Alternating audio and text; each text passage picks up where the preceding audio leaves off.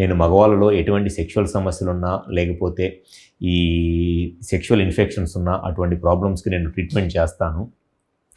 So ముందుగా chronic prostatitis లేదా chronic pelvic pain syndrome అనంటే ఎవరిలో అయితే ప్రోస్టేట్లో ఇన్ఫెక్షన్ వచ్చి ఆ ఇన్ఫెక్షన్ అనేది క్లియర్ అయిపోయిద్ది, కానీ ఆ ఇన్ఫెక్షన్ క్రియేట్ చేసిన డ్యామేజ్ ఉంటుంది. ఆ డ్యామేజ్ అనేది కంటిన్యూస్గా టెస్టిస్లోనే ఉంటా, ఆ ప్రోస్టేట్లో ఉంటా, ఆ ప్రోస్టేట్లో ఉన్న ఈ ప్రోస్టేట్ పార్ట్లో వచ్చిన ఇన్ఫెక్షన్ క్లియర్ అయిపోయినా ఈ ప్రోస్టేట్లో ఇన్ఫ్లమేషన్ ఉంటుంది. అంటే యాక్టివ్ ఇన్ఫెక్షన్ ఉండదు, కానీ ఆ ఇన్ఫెక్షన్ వచ్చినప్పుడు ఆ ఇన్ఫెక్షన్ తగ్గిపోయినా సరే ఆ ఇన్ఫెక్షన్ క్రియేట్ చేసిన ఇన్ఫ్లమేషన్ అనేది కంటిన్యూస్గా ఈ ప్రోస్టేట్ పార్ట్లో ఉండటం వల్ల వచ్చే ఒక ప్రాబ్లమ్నే క్రానిక్ ప్రోస్టటైటిస్ లేదా chronic pelvic pain syndrome.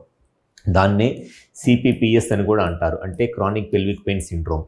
So ఎవరిలో అయితే ఈ క్రానిక్ ప్రోస్టైటిస్ లేదా క్రానిక్ పెల్విక్ పెయిన్ సిండ్రోమ్ లాంటి ప్రాబ్లమ్స్ ఉంటాయో అటువంటి వాళ్ళలో సాధారణంగా కనపడే లక్షణాలు ఏమిటి అని అంటే, ఫస్ట్గా వచ్చేసి ఈ పెల్విక్ రీజియన్లో పెయిన్ ఉండటం అనమాట. అంటే ఈ టెస్టిస్ కింద పెల్విక్ రీజియన్లో కంటిన్యూస్గా పెయిన్ ఉండటము,